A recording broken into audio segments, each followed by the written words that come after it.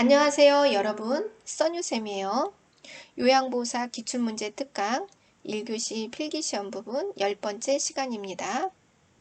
1번 건강한 노화를 위한 방법으로 옳은 것은 건강한 노후를 보내기 위한 좋은 방법을 찾으라는 거죠. 2번 뇌에 자극을 주는 활동을 한다. 이 뇌라는 장기는요, 건들지 않으면 죽어버려요. 나를 이제 쓰지 않는구나. 내가 쓸모가 없구나. 그러면 나 좀 이제 이 세상을 좀 떠나야겠어. 그래서 뇌세포들이 더 빨리 감각을 잃으면서 망가지게 되죠. 자, 그래서 우리가 갖고 있는 감각을 자꾸 건드려줘야 돼요. 감각을 건든다는 것은 뇌를 건드는 거예요. 우리 퍼센트를 가장 많이 차지하는 감각은 시각과 청각이에요. 보이는 것과 듣는 것.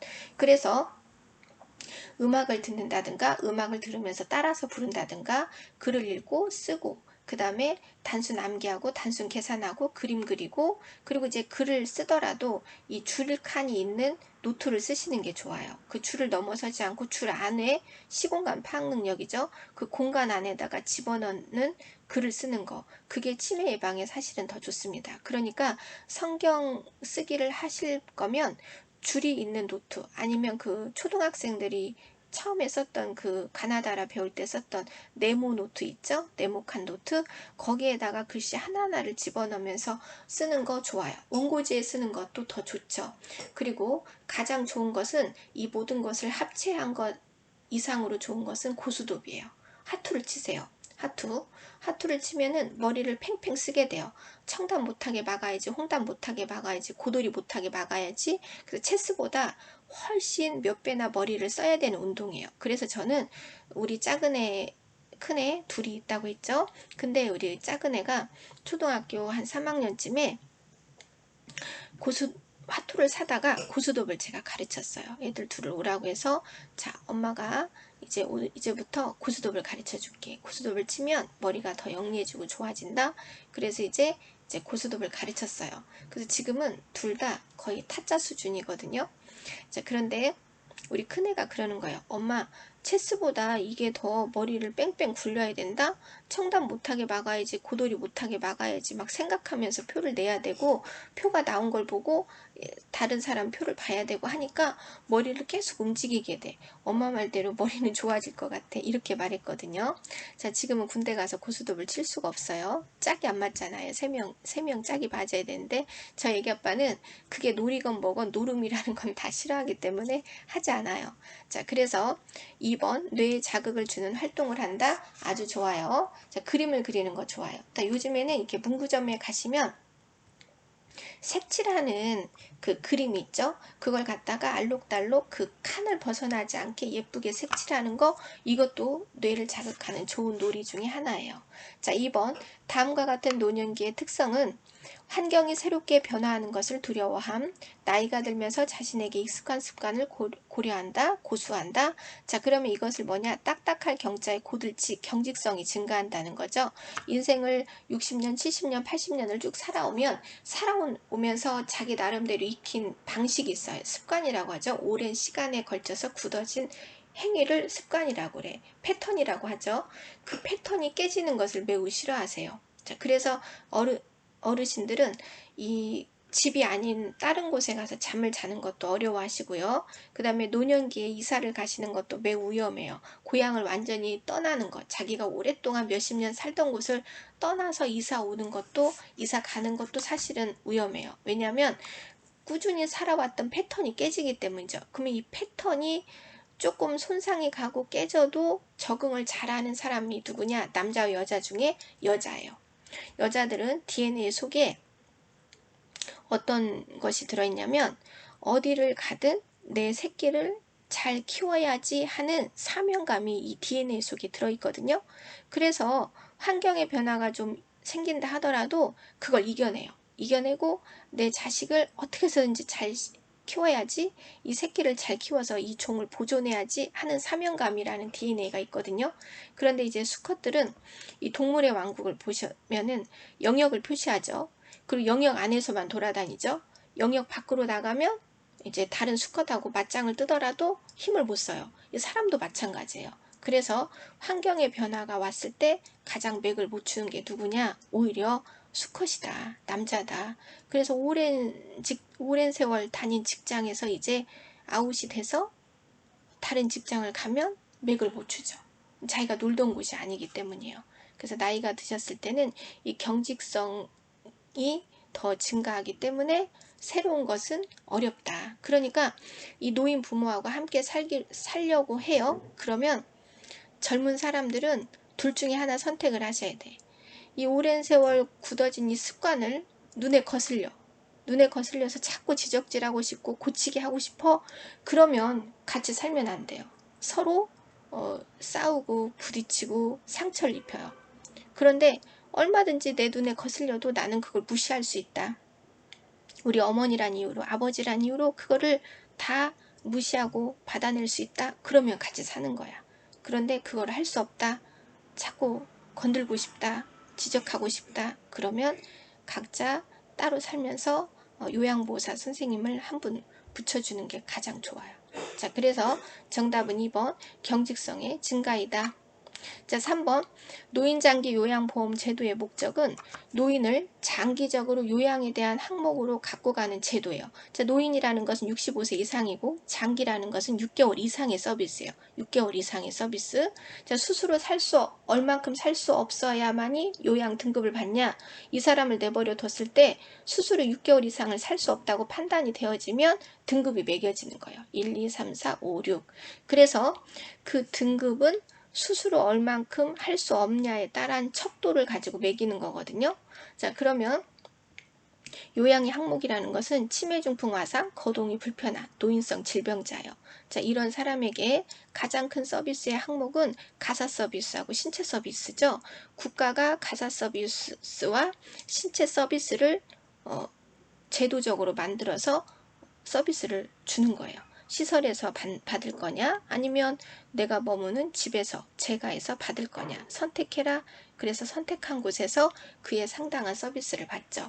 그래서 5번 일상생활이 어려운 노인의 가사 및 신체활동 지원이다. 서비스이다. 지원이란 말을 서비스로 이해하시는 게 편해요. 4번 노인장기 요양 인정 신청 및 판정 절차에 대한 설명으로 옳은 것은 자, 장기 요양 인정을 받게 되면 노인장기 요양 인정서와 당신은 1, 2, 3, 4, 5, 6, 7 등급 중에 몇 등급이에요? 그 등급을 받은 용지와 그 다음에 종이 하나를 더 줘요. 표준 장기 요양 이용 계획서라는 종이를 줘요. 표준이라는 것은 스탠다드 기준이에요. 기준. 마구잡이로 서비스를 주는 게 아니에요. 140만원, 100만원, 90만원, 80만원 선을 넘지 않게 그 선 안에서 서비스를 받으세요. 그래서 그 서비스를 수행하는 곳에서 표준을 보고 서비스 항목을 찾아서 몇 회를 줄지 결정을 하는 거예요. 그래서 목욕이 한 달에 개똥이님은 4번인데 5번을 짜면 곤란하죠. 그러면 한 번 초과된 것은 본인이 부담을 해야 돼요.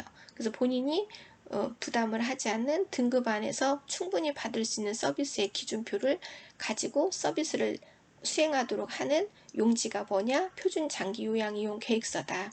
그것을 건강보험공단에서 등급을 받으면 그 등급받은 수급자에게 용지를 주게 돼 있어요. 수급자라는 것은 받을 수, 등급, 놈차, 그러니까 요양 등급을 받은 대상자라는 뜻이죠. 그 대상자에게 주는 종이가 바로 표준이다. 표준은 돈이에요. 그리고 또 하나 노인 장기 요양 인정서라는 그 몇 등급이에요 해서 의료보험 카드처럼 생긴 걸 준다고 했죠. 자, 요즘에는 또 건강보험공단에서 한 4년 전부터 또 이런 것도 해요. 등급을 받으신 분들에게 공단에 오라고 해가지고 요양보호사 선생님에게 이런 것은 시키시면 안 돼요. 제사상을 차리라고 한다든가 추석상을 차리라고 한다든가 김장을 하라고 한다든가 이런 황당무계한 것 고추밭에 가서 일을 하라고 한다든가 이런 것을 시키시면 안 됩니다. 라고 또 교육을 시키죠. 이렇게 교육을 시킨 뒤로는 농속에 자격증을 넣어놓고 가만히 계셨던 분들이 아 이제 요양보호사가 옛날에 국가 파출부처럼 막 못돼먹게 부려먹더니 이제는 안 그런데 라는 말을 듣고 이제 다시 나오게 됐어요. 그래서 요양 인력이 조금 어느 정도 조금 해소가 되긴 했죠. 그런데 아직도 자격증 따놓고 안 쓰시는 분들이 더 많긴 해요. 우리도 운전면허 따놓고 운전 안 하고 지내신 분이 많은 것처럼 그런 거죠. 자, 그래도 자격증을 쓰고 안 쓰고를 떠나서 이런 정도의 공부를 해 놓으시는 것도 매우 좋습니다. 저는 매우 좋다고 생각해요. 공부는 도둑질만 빼고는 다 알아야 된다. 알면은 좋다. 배우는 것은 그게 무엇이든지 좋다라고 저는 생각해요. 예전에 저를 키워주신 저희 할머니가 얘기를 했었거든요. 야야, 도둑질만 빼고는 이 세상에 배우는 것은 다 배우는 게 좋다. 알아야 면장을 한다. 했는데 제가 인생을 살아보니 맞는 말씀인 것 같아요. 자, 5번 장기요양급여 중 시설급여에 해당하는 것은 이 시설이라는 말이 나오면 잠을 시설에서 잔다예요. 그럼 이 5개 중에서 잠을 시설에서 자는 곳을 찾으시면 돼요. 5번 노인요양 공동생활가정. 자, 이 가정이라는 말이 들었으니까 머릿속에 무엇을 떠올리냐면 아담하고 쬐깐한 시설을 생각하시면 돼요. 그래서 등급을 받은 개똥이 선택권이 있어요. 나는 크고 사람 많은 데가 좋아요? 그러면 노인요양시설에 가시는 거예요. 그런데 아유, 나는 사람 북적거리는데 정말 싫어요. 나는 아담하고 조용한 데 있고 싶어요. 그러면은 9명만 모시고 있는 공동생활가정으로 가시면 좋죠. 자, 그래서 노인요양 공동생활가정, 요양이 붙었으니까 어떤 사람들이 있다? 치매, 중풍, 화상, 거동이 불편하신 분들이 있는 곳이다. 그곳에서 먹고 자고 하는 거예요. 잠을 어디에서 자냐? 시설에서 잔다. 그러니까 국가의 입장에서는 잠을 집에서 자는 게 좋은 거예요. 그럼 잠자는 비용을 주지 않아도 되니까. 단기보호는 최장 3개월을 넘으면 안 돼요. 3개월이 넘으면 다시 집으로 가셔야 돼. 그래서 재가에 들어있고, 그 다음에 복지용구는 집에서 서비스 받는 대상자들, 집에 있으니까 휠체어도 있어야 되고 목욕 의자도 있어야 되고 이것저것 많이 필요해. 그것을 1년에 160만 원 한도 안에서 사거나 대여를 받을 수 있는 거죠. 가족요양비, 성격이 좀 이상해. 치매가 막 남 욕하는 걸로 왔어. 그래서 시설에 보내기가 참 민망해. 이런 분들은 내가 돌볼래? 그러면은 가족에게 돈을 주는 제도죠. 자, 그래서 잠은 집에서 자는 거죠. 주야간보, 노치원이죠. 요즘에 막 길거리 가면 맨 빈 건물에 노치원만 생기죠. 그런데 이 노치원 결코 만만히 보면 안 돼요. 제가 얼마 전에 이 노치원을 처분을 했습니다. 사실 간호학원을 하면서 노치원 하나 정도 하고 싶다라는 마음이 있었어요. 사실 시설을 하고 싶었는데 이제 여력이 좀 안 돼서 노치원을 했는데 너무 힘든 거예요. 이론으로 무장한 저도 너무너무 힘든 거예요. 그리고 이제 코로나가 맞물렸죠. 그러면서 이제 등급을 받으신 분들도 온다 하면서 코로나 끝나면 올게요. 숫자 감소하면 올게 하더니 안 오고 막 이런 좀 계시다가 시설로 가고 이러는 거예요. 그래서 제가 노치원도 정리를 했어요. 그러니까 올해 저는 많은 일들을 정리했어요. 제 신변을 다 정리하게 된 거죠. 그래서 아직도 사실은 주간보호센터 이런 노치원 간판을 보면 가슴이 벌렁벌렁 거리긴 해요. 왜냐면 상당히 많은 돈을 까먹었어요. 자, 주야간 보호 일정 시간을 보내고 다시 집에 오죠. 집에 와서 잠을 자죠. 자, 이 노치원을 퇴직하신 분들이 쉽게 생각하고 막 하려고 하세요. 그런데 이게 쉽게 절대로 생각해서는 안 되는 게 몸이 아픈 노인을 먹이고 입히고 돌보는 것은 매우 어려운 일이다. 이거 하나만 가지고도 쉽게 덤벼들 일은 아니죠. 그리고 복지는 돈 버는 사업장이 절대 아니에요. 자, 6번 노인장기요양보험 표준 사업 중 서비스 중 정서 지원 서비스를 제공하는 것은 이 정서란 무엇이냐? 정서는 돈 한 푼 들어가지 않지만 대상자가 가장 좋아하는 서비스 항목이에요. 특히 방문요양, 재가 서비스 받는 분들이 왜 요양보사 선생님들이 집에 오는 걸 좋아하냐면 가사 일을 해줘서 아니에요. 내 이야기를 들어주기 때문에 그분을 기다리는 거예요. 이 자녀들은 이야기를 들어주지 않아요. 왜 그러느냐? 50년, 60년, 70년을 그 이야기를 들어줬거든요. 그런데 이야기 레파토리가 똑같아요. 왜 똑같으냐?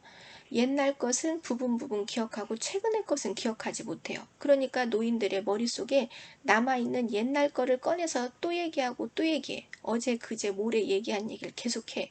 그러니까 자녀들 입장도 이해가 되는 거죠. 아, 엄마 그 어저께 그냥 그 얘기를 그냥 어저께도 하고 그저께도 하고 그냥 계속 그 얘기만 해. 아우 이제 그만 좀 해. 이러거든요. 아들도 딸도 며느리도. 그런데 요양보살 선생님은 월급을 받죠. 그러니까 어머나 어머나 그러셨어요? 하면서 들어줘. 그러니 할머니 입장에서 얼마나 신나겠어요. 얘기하고 또 얘기하고 하는 거죠. 자, 그래서 3번 생활 상담을 해주었다. 이런 거 정서 지원에 들어가요. 하지만 오랜 인생을 살아오신 분들에게 함부로 조언을 한다든가 함부로 상담을 한다든가 지적질을 하는 것은 매우 위험할 수 있어요. 오히려 경청하고 적절한 대화를 하되 선은 넘지 말아라. 할머니 이야기를 듣다가 그 며느리 못 쓰겠네. 그 전화 좀 줘봐요. 내가 전화하게. 응? 내가 말이여 이 집에 오는 요양보호사인데 말이여 듣자 한 게 참 사람 못 쓰겠네. 이렇게 전화하시면 진짜 안 됩니다. 자, 그러면 할머니 시겁하세요. 어머 내가 집이만 알으라고 했지 누가 얘기하라고 했어 이러면서 이제 또 시겁하세요.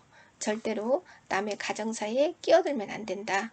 요양보호사와 대상자의 선을 넘지 말아라. 선을 넘으면 누가 다치냐? 요양보호사 선생님이 다치십니다. 7번 요양보호사가 관찰자 역할을 수행하는 것은 이 관찰이라는 것은 잘 바라보는 거예요. 잘 바라보다가 이상한 것은 보고한다요. 요양보호사 선생님은 문제를 해결하는 사람이 아니라 문제가 있다고 보고하는 사람이다. 자, 그래서 4번 대상자의 맥박, 호흡 및 심리적 변화가 있으면 그때그때 보고하면 돼요. 열이 좀 나는 것 같아요. 설사가 좀 심하세요. 얼굴이 새파라세요. 이렇게 보고하면 된다.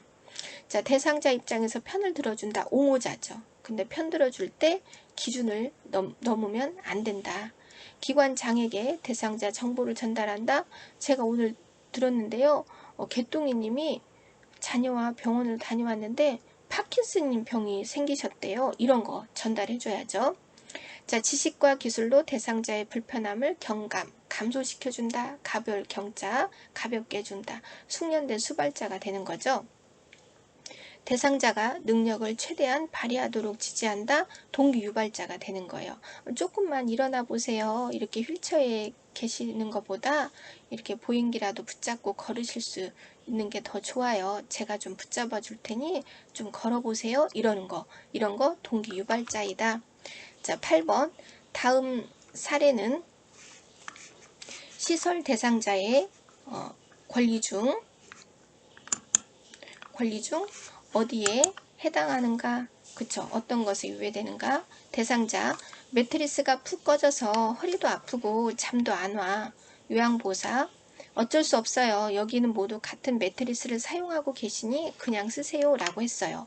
이것은 수준 높은 서비스를 제공받을 권리가 침해당한 거예요. 그래서 4번에 안락하고 안전한 생활 환경을 제공받을 권리. 그래서 이익금이 좀 생기면 이 수준 높은 서비스를 위해서 시설 투자를 하셔야 돼요. 그래서 이제 시설 투자비가 얼만큼 지불이 되었는가 그런 것도 이제 평가 때 보거든요. 자, 그래서 정답은 4번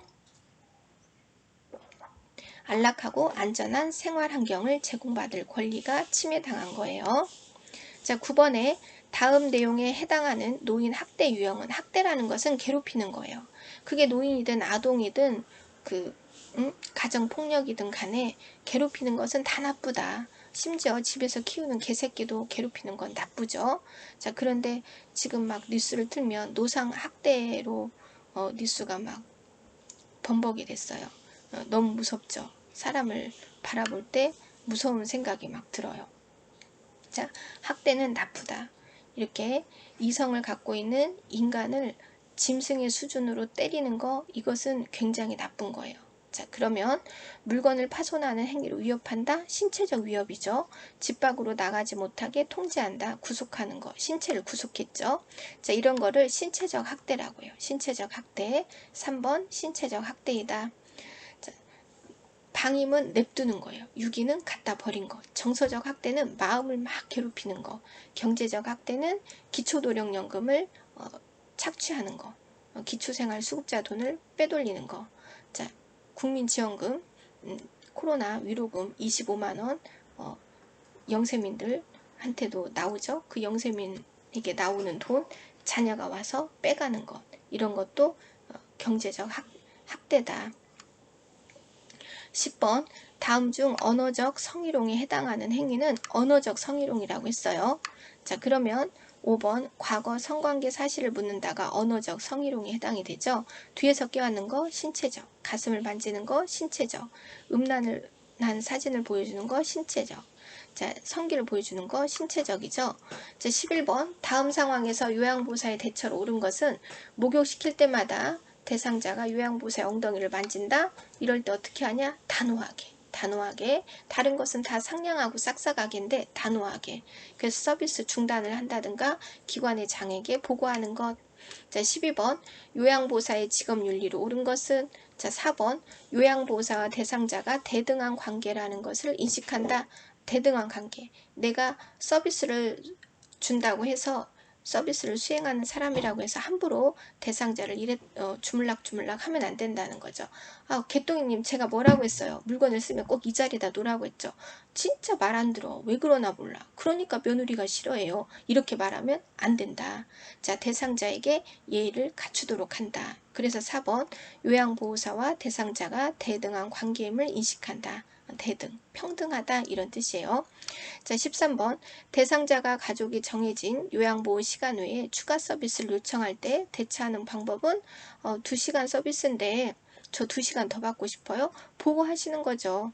그러니까 어떤 것들을 보고하냐? 내가 해결할 수 없는 거. 이런 것들은 전부 다 보고하도록 한다. 우리는 요양보호사 선생님은 요양보호사는 설명하고 동의를 구하고 보고하고 기록하는 자이다. 자, 14번 요양보호사가 지켜야 하는 행동 규범은 이 규범이라는 말이 나왔어요. 도덕, 윤리죠. 반듯한 거예요. 그러니까 가장 교과서적인 말을 찾으시면 돼요. 자, 얼토당토 하는 거 말고 예의 바르고 교과서적인 문장을 찾으면 그게 정답이에요. 5번 서비스 제공과 관련된 기술을 지속적으로 습득한다. 숙련된 수발자가 되어서 좋은 서비스를 제공해야 되는 게 또 요양보호사 선생님들의 의무죠. 그러니까 보수교육에 잘 참여하도록 한다. 이런 것도 정답이에요. 자, 15번 요양보호사가 직업윤리를 준수한 사례는, 준수라는 거는 좋은 거죠. 그러니까 가장 교과서적인 말을 찾으시면 돼요. 1번 제공해야 할 서비스 내용을 사전에 확인한다. 서비스를 준 후에 확인하는 게 아니라 서비스를 주기 전에 확인하도록 한다. 그렇죠? 오늘 목욕하는 날이 맞는가? 목욕해도 되는가? 확인하고 목욕을 수행하도록 한다. 이런 거죠. 16번 요양보호사가 업무를 수행할 때 근골격계 질환 발생 위험이 적은 경우는, 근골격계 질환이라는 것은 뼈다고 아프다, 쑤시다 이런 거예요. 뼈다고 아프지 않게 한 것, 그것을 찾으시면 되죠. 자, 그래서 5번 미끄럽지 않고 평평한 바닥에서 어떤 작업을 하면 근육의 무리가 덜 가겠죠. 삐끗하는 일이 없겠죠. 그래서 정답은 5번 미끄럽지 않고 평평한 바닥에서 작업하는 경우예요. 자, 17번 옴이라는 것은 어디에서 오는 게 아니라 이처럼 어디에서 오는 게 아니라 씻지 않는 더러운 내 몸에서 스스로 생기는 진드기라고 했어요. 그래서 진드기는 단세포죠. 그래서 얘네들은 열에 약해요. 그리고 청결에 약해요. 건조에 약해요. 그리고 모든 기생충, 내 몸에 붙어서 내 몸의 에너지를 빨아먹는 이 기생충들의 특징은 야행성이다. 왜냐하면 내 몸은 얘 입장에서 숙주예요.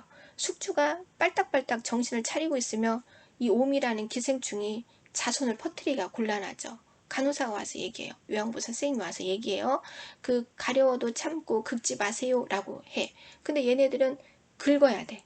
긁어서 다른 물건에 묻어서 다른 사람 몸에 묻어서 자손이 퍼져야 되는 거예요.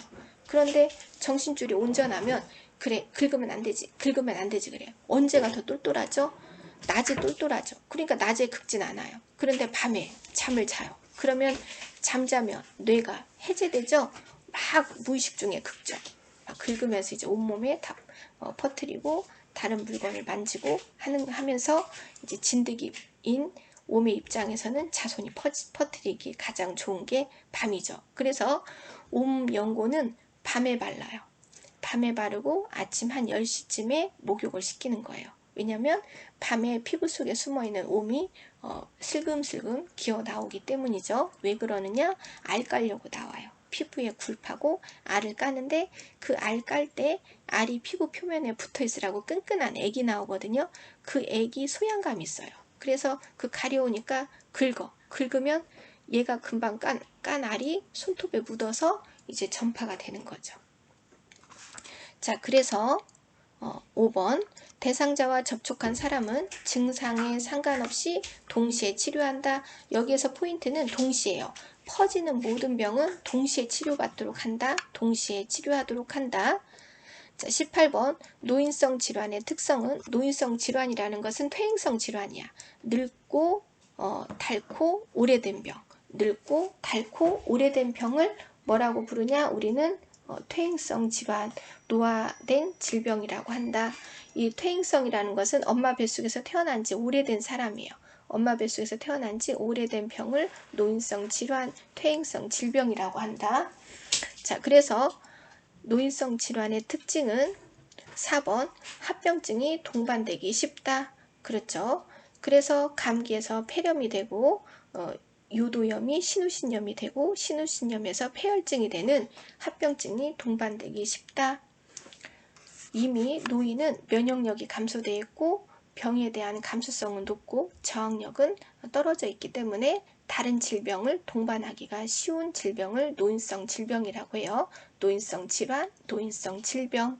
자, 19번 대상자에게 변비를 일으킬 수 있는 요인으로 오른 것은 변비라는 것은 변이 꽉 차서 지나치게 비정상적으로 변이 꽉 찬 것을 변비라고 해요. 자, 이 5개 중에서 4번 마약성 진통제 복용. 이 마약성 진통제 또는 수면제 이런 우리 몸을 일렉스 이완시켜 주는 것은 이 장도 운동을 저하시켜요. 소화기 장기도. 그래서 좀 소화가 좀 잘 안 된다든가 또는 특히 변비가 생겨요. 그래서 정신과 약을 오래 먹는 분들은 변비약을 달고 사시는 거예요. 그래서 4번 마약성 진통제 복용도 변비를 일으킬 수 있다. 자, 변비에는 똥 잘 싸는 건 좋은 거고 똥 못 싸는 건 나쁜 거다. 자, 그래서 풀떼기 음식이 좋죠. 근데 저도 사실은 변비가 심했어요. 학교 다닐 때부터 심했던 것 같아요. 그래서 변비로 한 30년 고생했거든요. 그 둘코락스를 10년 넘게 먹었으니까. 그런데 제가 작년부터 둘코락스도 끊었어요. 정말 끝내주는 변비 해결책을 찾았거든요. 바로 그 태국 똥차예요. 태국 똥차. 저처럼 변비가 심하신 분이 그 어느 날 그 똥차를 저를 주시더라고요. 나 이거 먹고 해결했어. 한번 먹어봐. 해서 먹었는데 어머 너무 좋은 거예요. 그래서 언제 먹냐? 제가 쉬는 날 먹어요. 쉬는 날. 특히 집에서 쉬는 날이 그 날에 이제 먹고 장을 다 비우거든요. 그런데 둘코락스보다 무리가 덜 되고 정말 좋아요. 그리고 이제 그러면서 살도 빠지고 몸이 좀 가벼워졌어요. 왜냐면 이 독소가 몸 밖으로 배출되는 그런 느낌을 받아요. 자, 그래서 그 태국 똥차, 그냥 똥차라고 치시면 나오더라고요. 가격도 엄청 싸요. 그래서 혹시 저처럼 변비가 심하신 분들은 그 똥차 한번 드셔보세요. 효과가 아주 짱입니다. 자, 20번에 노화에 따른 호흡기계 변화로 오른 것은, 자, 노화란 좋은 것은 감소하고 나쁜 것은 증가하는 거죠. 근데 어디가? 숨쉬는 호흡기계가 노화가 왔어요. 자, 그러면 3번 섬모 운동 감소. 섬모에서 먼지를 제거하는 거예요. 특히 이제 코털이나 그 다음에 기관지 이 사이에 있는 이 섬모들이 찌찌를 못 들어오게 하고 찌찌가 생겨도 잘 걸러내게 하는데 그 걸러내는 운동이 감소해요. 그러면서 우리가 가래가 많이 생겨요. 자, 그래서 정답은 3번 섬모 운동의 감소. 그리고 조금만 걸어도 숨이 차요. 폐활량이 감소하니까. 그리고 이제 가래나 이물질이 왔을 때 우리가 그것을 기침이라는 매개체로 캑캑 거려서 탁 뱉어내야 되거든요. 그런데 기침 반사도 이제 감소하게 돼요. 그리고 이제 코에 그 점막도 건조해서 그 코의 점막에서 이물질을 걸러내는 능력도 감소하게 돼요. 그 다음에 기관지 내 분비물은 또 증가하게 되죠. 자, 그래서 콧구멍이 마르고 콧물이 또 잘 나오지 않으니까 건조함이 감소가 아니라 건조함이 증가하게 되죠. 자, 이런 걸로 인해서 노인이 되면 이런 환절기가 되는 계절이 가장 위험해요. 그래서 독감은 독감대로 맞으셔야 되고, 또 코로나 주사는 코로나 주사로 또 맞으셔야 돼요. 어쩔 수 없어요. 이제 바이러스와 함께 사는 세상이 되었기 때문에 그에 따른 예방접종을 피해갈 수는 없을 것 같아요. 하셔야 될 것 같아요. 저도 화이자로 2번은 다 맞았거든요. 자, 그래서 환절기에 호흡기 질환을 잘 관리해야만이 내년 봄에 양지 바른 곳에 누워 계시지 않고 집에서 잠을 자고 일어날 수 있습니다. 내년 봄에 양지 바른 곳에 계시지 않도록 다음 달 10월 달에 독감을 맞으시고, 독감 맞으면서 비타민 D 주사 같이 맞으시고요. 그리고 적어도 B콤 하나는 드셔야 되고, 그리고 여력이 되신다면 마트에 가셔서 분유 2단계 분유를 사서 하루에 한 잔 정도는 꼭 드세요. 그 분유 2단계는 어르신들의 입장에서 봤을 때 종합 비타민이나 마찬가지예요. 간을 손상시키지 않고 신장에 무리가 가지 않는 아주 좋은 종합 비타민제이다. 자, 21번. 복압성 요실금이 있는 대상자를 돕는 방법으로 옳은 것은, 복압이라는 건 배심이에요. 배심. 어떤 사람들이 배심이 더 많이 가냐? 배에 살이 통통하게 찌신 분들. 그럼 통통하게 뱃살이 쪘어요. 그러면 기침을 해요. 그러면 통통한 뱃살이 방광을 눌러요. 누르고 봤더니 나 여잔데 요도의 길이가 5cm밖에 안 돼. 근데 방광에 오줌이 좀 고여 있어요. 그 고인 오줌에 압력이 가니까 요도의 길이가 짧으니까 팬티를 지리게 돼요. 요실금이라고 하죠. 지린다. 요 오줌을 지린다. 자, 그래서 정답은 1번. 비만 관리를 한다. 정확하게 말하면 뱃살을 뺀다요. 뱃살이 찌지 않게 한다. 그런데 나이가 드시면 당연히 뱃살이 나오는데 그걸 어떻게 관리하죠? 자, 그래서 비만 관리를 한다가 정답이에요. 웃다, 재채기하다, 뛰다가 싸는 거, 그거 복압성 요실금이다. 누구나 한 번쯤은 나이가 드시면 다 싸게 돼 있어요. 그런데 나 너무너무 싸서 자존감이 떨어진다. 자, 산부인과에 가셔서 요실금 수술 받으시면 싸지 않습니다. 자, 22번. 뇌가 졸도 중인 상태, 뇌졸중에 대한 설명으로 옳은 것은 5번이죠. 뇌로 가는 혈액이 지나가는 곳을 혈관이라고 해요. 파이프, 혈액이 지나가는 파이프를 혈관이라고 하는데, 그 혈관이 막히면 경색, 터지면 뇌출혈. 그래서 막혀도 뇌졸중이 오고 터져도 뇌졸중이 와요. 자, 우리가 뇌졸중이라는 바구니를 열면 2개의 사과가 있어요.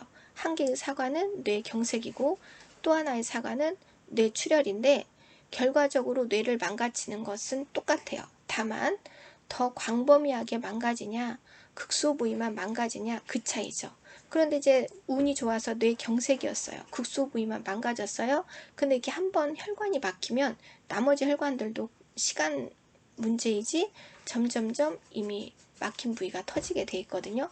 그러니까 어차피 그 한번 막히거나 터지면은 그 뒤가 또 찾아온다는 거예요. 자, 그래서 어떻게 보면 우리가 건강하다는 것은 머리에서 발가락 끝까지 내 피를 공급하는 혈관의 라인이 또 건강해야 또 건강하다는 거예요. 결과적으로. 자, 그래서 5번. 뇌로 혈액을 공급하는 혈관이 막히거나 터져서 발생하는 게 뇌가 졸도 중인 상태다. 자, 그럼 이 뇌는 X자를 기억하셔야 돼. 왼쪽 뇌가 손상이 되면 오른쪽 팔다리가 마비가 와요. 장애가 발생한다. 자, 그 다음에 오른쪽 뇌가 손상이 되면 왼쪽을 못 쓰게 돼요. 그래서 좌측 장애가 오죠. 그런데 우리가 공부하는 뇌는 왼쪽 뇌거든요. 그래서 왼쪽 뇌가 손상이 되신 분들은 오른쪽 팔다리를 못 쓰면서 언어장애, 기억력장애, 그리고 이제 치매가 좀 빨리 와요. 우측 뇌가 손상이 되신 분들은 오른쪽 뇌는 운동을 주로 담당해요. 그래서 운동장애, 마비가 좀 심각하게 오죠. 23번. 수정체가 혼탁해져 빛이 들어가지 못하고 사물이 뿌옇게 보이는 것, 그거 백내장이죠. 백내장이라는 것은 눈의 노화예요. 그래서 눈의 노화를 촉진하는 것은 저 밖에 지금 쨍쨍하게 해가 비치고 있는데 바로 저 해예요. 해를 정면에서 눈으로 보는 거, 이 눈의 노화를 촉진하는 거예요. 그리고 건조증을 방지하면 눈의 노화가 더 촉진이 돼요. 자, 그렇기 때문에 집 앞에 마트를 갈 때에도 사실은 선글라스를 끼는 게 가장 좋아요. 자, 그래서 백내장이라는 건 수정체에 흰 때가 끼는 것. 그래서 흰 때가 꼈다고 해서 시력이 손상되진 않아요. 왜냐하면 시신경이 망가지는 건 아니기 때문에. 그래서 의사가 지내시다가 정 많이 불편하면 그때 오세요. 하죠. 자, 그래서 지내다가 정 불편해서 가서 수술을 해요. 그러면은 유리창에 낀 때를 이렇게 지우는 거예요. 때를 벗겨내는 거야. 근데 그 때 덩어리가 크다? 그러면 이제 벗겨낸 후에 쓰라림이 더 심하고 이제 좀 더 관리를 받으셔야 되죠. 그래서 백내장 수술을 하고 나서 끼고 있는 안경을 벗는 분들도 꽤 많아요. 자, 결막염은 결막의 염증이고요. 녹내장이라는 것은 눈에는 안액이 있어요. 안액의 압력이 비정상적으로 높아져서 시신경이 눌리고 손상되어서 눈이 졸도, 그래서 눈이 실명하는 시력 저하가 생기는 거, 실명하는 거, 그게 바로 녹내장이다. 녹내장은 눈의 졸도, 뇌졸중은 뇌가 졸도. 자, 망막염은 망막에 염증이 생기는 거, 고혈압, 당뇨의 합병증이에요.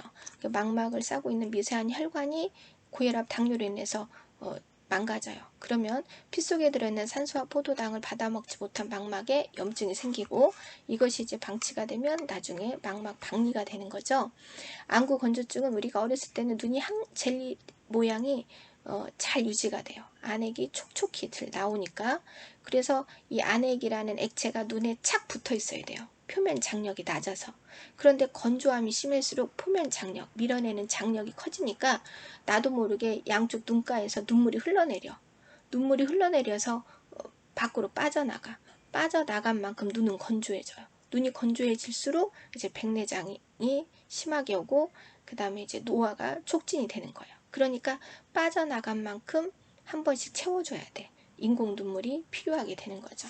그러니까 우리가 60살만 되면 약 파우치를 갖고 다닐 수밖에 없어요. 고혈압약, 당뇨약, 인공 눈물, 백내장약, 그죠?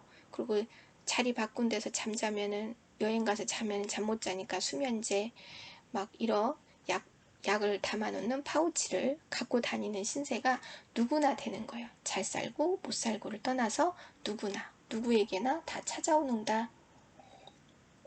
그러니까 나만 그래 하지 마세요. 우울에 빠지실 필요가 없어요. 나만 그러는 게 아니라 다 그래요. 저는 자랑할 건 좀 못되지만 저도 상당히 많은 약을 좀 먹고 있는 편이에요. 그런데 이제 암 치료가 이제 잘 돼서 지금 잘 되고 있기 때문에 지금은 많이 줄었죠. 그래서 지금은 가능하면 약에 의존하지 않으려고 많이 노력을 하고 있어요. 대신 보조식품이 많이 늘어났어요. 자, 24번에 당뇨병 대상자의 발 관리 방법으로 옳은 것은, 당뇨 환자는 나올 게 뻔해요. 발 관리. 왜 발이냐? 심장에서 가장 먼 곳이 발이거든요. 아버지인 심장이 주는 피를 가장 늦게 받아먹는 곳이 발이에요. 발. 그러다 보니까 피 속에 들어있는 산소와 포도당을 잘 받아먹지 못하는 발가락이 염증이 잘 생기게 돼요. 당뇨병 환자의 발가락 염증을 당뇨발이라고 불러요. 그래서 내가 오늘 당뇨병 진단을 받았다? 그러면은 나는 혈관을 손상시키는 질병을 진단받은 거예요. 그렇기 때문에 혈관을 손상시키는 생활 습관은 다 버리셔야 돼. 담배를 피시면 안 되고, 손발을 차갑게 하면 안 되고, 그 다음에 혈관에 때가 끼게 하는 음식을 너무 즐겨 드셔도 안 된다.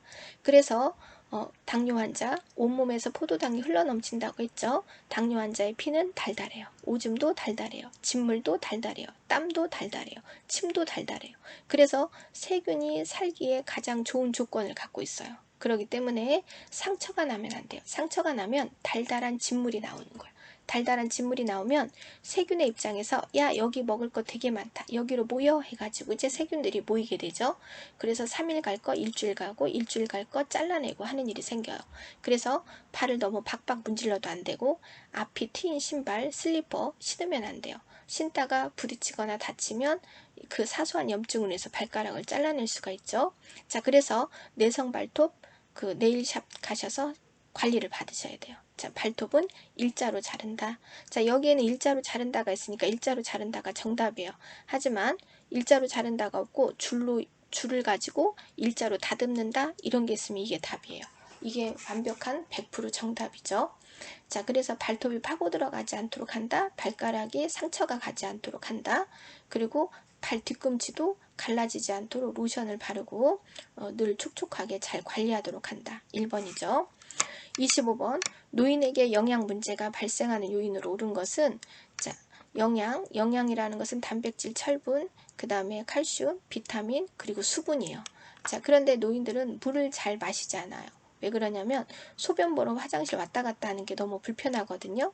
그리고 대체로 인내심이 좋은 편이에요. 그래서 갈증에 대한 반응이 떨어져요. 갈증이 나도 갈증을 또 잘 참아요. 그렇기 때문에 노인들은 늘 물기가 부족하신 분들이다. 물기가 촉촉하지 않다. 그래서 설사 몇 번에 탈수가 오고 땀을 좀 흘려도 탈수가 심각하게 올 수가 있다. 자, 그래서 5번 갈증에 대한 반응 저하로 인해서 탈수가 언제든지 올 수 있는 사람들이 누구냐? 노인이다. 노인이다.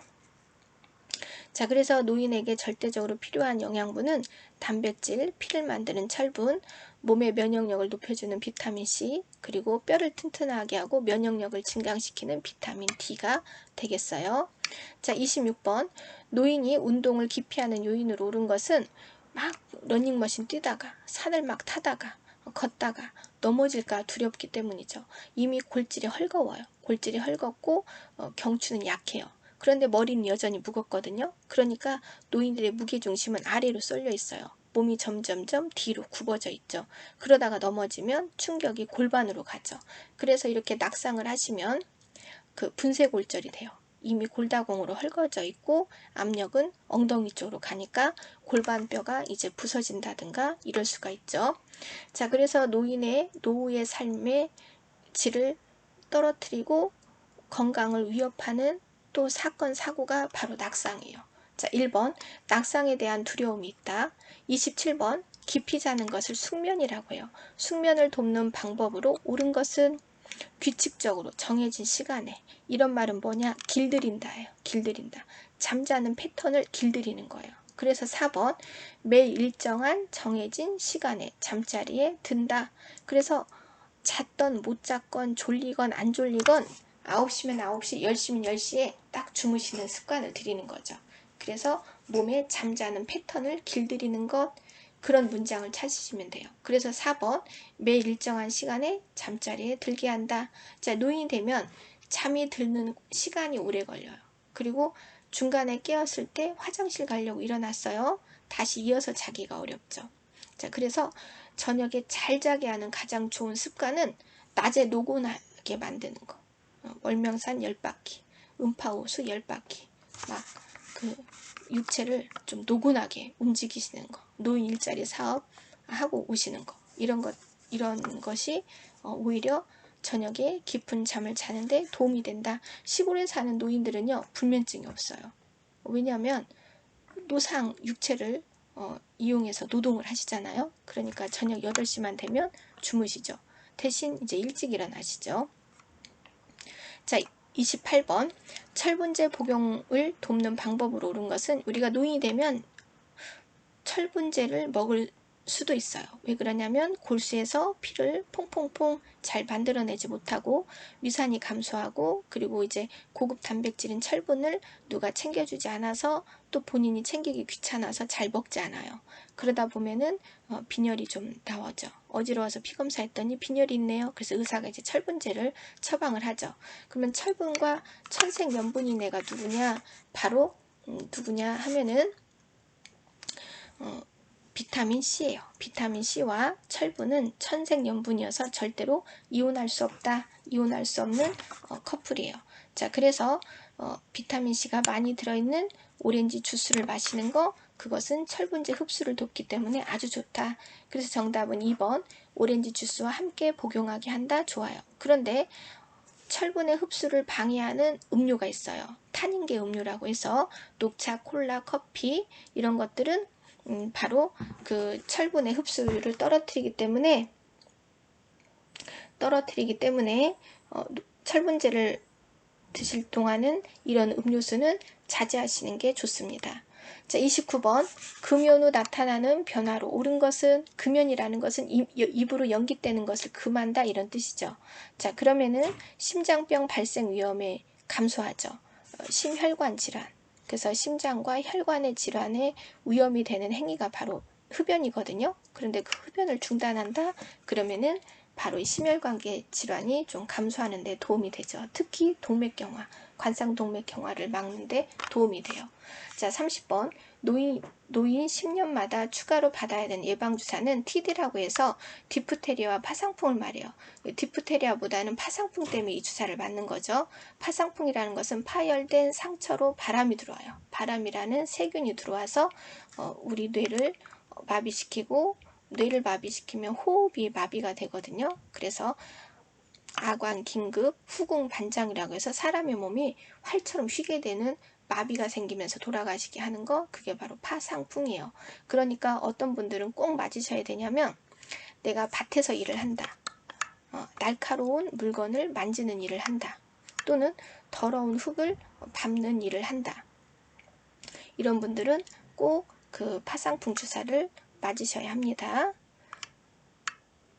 31번 폭염에 노출되었을 때 안전한 수칙으로 옳은 것은 30도 이상의 고열이 지속되는 환경에 우리가 노출돼 있죠. 여름에 지금 이제 여름이 끝나가고 있지만 여전히 한낮은 덥죠. 자, 이럴 때 시원한 물을 천천히 마시게 한다. 좋아요. 근데 커피는 바람직하지 않아. 왜냐면 커피는 이뇨작용이 있어서 오히려 우리 몸의 수분을 소변으로 빼내기 때문에 그렇게 열사병 예방에는 좋지 않죠. 자, 그래서 정답은 3번 시원한 물을 천천히 마시게 한다. 자, 열사병이라는 것은 우리 체온을 조절하는 뇌가 뒤통수 쪽에 있어요. 시상하부라고 해서 이 시상하부의 기능이 부전이 되거나 망가지는 거 시상하부 기능 장애, 시상하부 기능 파탄이 되는 것을 우리는 뜨거운 열 때문에 죽는다. 그래서 열사병이라고 해요. 열사병을 예방하는 거 한낮에 작업을 피하고 시원한 물을 자주 마시도록 하고 뜨겁고 밀폐된 공간에 있지 않도록 한다죠. 자, 32번 요양보호사가 업무 내용을 기록하는 목적은 서비스를 오늘도 주고 내일도 주고 계속 시리즈로 주기 위해서요. 그래서 연속성, 계속성을 유지하기 위해서. 자, 33번 상황이 급하거나 사안이 가벼울 때 활용하는 보고는 그렇죠. 상황이 급한데 지금 환자가 쓰러졌는데 언제 워드 타이핑하고 있고 언제 종이서류를 쓰고 있어요. 자, 구두 보고한다, 말로 보고한다. 지금 개똥이님 쓰러져서 119 타고 병원 가고 있어요. 라고 보고해야죠. 자, 34번 임종에 가까운 대상자에게 나타나는 신체적 변화는 죽음이 점점점 가까워요. 신체는 몸시대 몸체죠. 몸의 변화. 자, 우리가 돌아가실 거를 무엇을 보고 점을 치냐면 소변량이 감소하는 것을 보고 이제 임종을 준비하라고 해요. 소변이 감소한다는 것은 몸의 장기들이 이제 나 기계를 멈추겠어요 라고 보내는 신호예요. 그래서 돌아가신 분은 소변백에서 소변이 단 한 방울도 나오지 않아요. 자, 그러니까 우리가 아침에 눈을 떠서 오줌을 싸는 거 살아있다는 증거예요. 똥을 싸는 거 살아있다는 증거예요. 자, 배설물이 있다는 건 내가 먹었다는 거예요. 무엇을 먹었기 때문에 먹은 만큼 버려지는 배설물이 있고 내 기계가 건강하게 작동되고 있으니까 그것을 분해하고 버리는 대사가 원활히 되고 있어서 나올 것들이 나오는 거예요. 나올 것들이 못 나오고 몸 안에 갇혀 있어요. 소변이 못 나와요. 요독증으로 죽어요. 똥이 못 나와요. 똥독에 걸려 죽어요. 자, 그래서 소변량이 감소한다. 1시간당 30cc 미만으로 소변이 나오게 되면 임종을 준비하라고 하죠. 자, 그래서 소변량이 감소하는 것은 곧 죽음이 가까이 온다.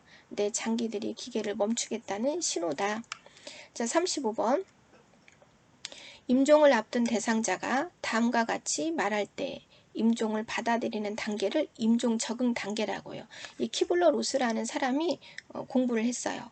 이 사람이 죽음을 받아들이는 심리적 적응 단계가 있을 거야. 그거에 대해서 공부를 했더니 이렇더래요. 개똥이님 위암이세요. 앞으로 6개월밖에 안 남았어요. 그럼 개똥이가 감사합니다 그래요? 아니죠. 아니야, 그 이름이 바뀌었나 봐요. 그 차트 좀 잘 봐봐요. 내 이름 맞나? 생년월일 맞나? 잘 봐봐요. 이거 부정 아니야예요. 자, 그래서 이제 우리 개똥이 짐 싸갖고 서울에 큰 병원 갔어요. 그랬더니 거기에서도 네, 군산에서 말한 대로 6개월밖에 안 남았어요. 그럼 우리 개똥이 흥분합니다. 왜 하필이면 나야? 이때까지 고생하고 살다 이제 좀 살만한데? 분노하죠. 자, 이제 우리 개똥이 이제 분노하고 팔팔 뛰다가 이제는 이제 받아들여요. 자, 그래서 타협. 알았어요. 내가 인정할게요. 암에 걸린 거. 내가 어렸을 때 뭐 잘못하고 그거 다 용서해 주시고 좀 살게 해주세요. 그러면 남은 생은 봉사하며 살겠어요. 이것도 타협이다. 우리 아들이 군대에서 올 때까지만, 우리 딸이 아기를 낳는 거 볼 수 있을 때까지만 만만만 하는 거 전부 다 타협이다. 자, 그래서 내게 이런 일이 벌어졌어. 그렇지만 우리 아이가 결혼할 때까지만 살게 해주세요. 이거 다 뭐다? 타협이다. 만만만. 자, 타협을 할 때 막 무당한테 찾아가서 부적도 써달라고 해서 태워서 먹고 굿도 하고 막 교회 가서 통성기도 하고 막 별걸 다 해요. 목사님 와서 막 기도하고 다 해. 그런데 이제 의사가 와서 얘기하죠. 인간의 힘으로 할 수 있는 걸 다 했는데 임파선에 전이 된 거를 잡을 수가 없어요. 아무래도 우리 손을 떠난 것 같아요. 이렇게 말하면 개똥이 이제 우울에 빠지죠. 조용히 울고 면회를 거절하고 그리고 이제 힘이 없어지죠. 타협대가, 분노와 타협대가 이 대상자들이 힘이 가장 넘칠 때예요. 힘이 가장 넘칠 때. 근데 이제 거기에서 이제 더는 할 수 있는 게 없어요 하면 이제 우울에 빠지게 되죠. 자, 그리고 수용. 받아들이고 용납한다. 수용. 그런데 이 수용은 누구나 다 하는 게 아니라, 그렇죠. 개인차가 다 있다. 개인차가. 수녀님, 목사님, 스님, 신부님이라고 해가지고 죽음을 받아들이냐? 또 그렇지 않아요. 개인차가 다 있어요. 오히려 그분들이 내가 평생을 목회자로 살았는데 어떻게 나한테 이런 병을 줄 수 있냐고 더 하기도 하거든요.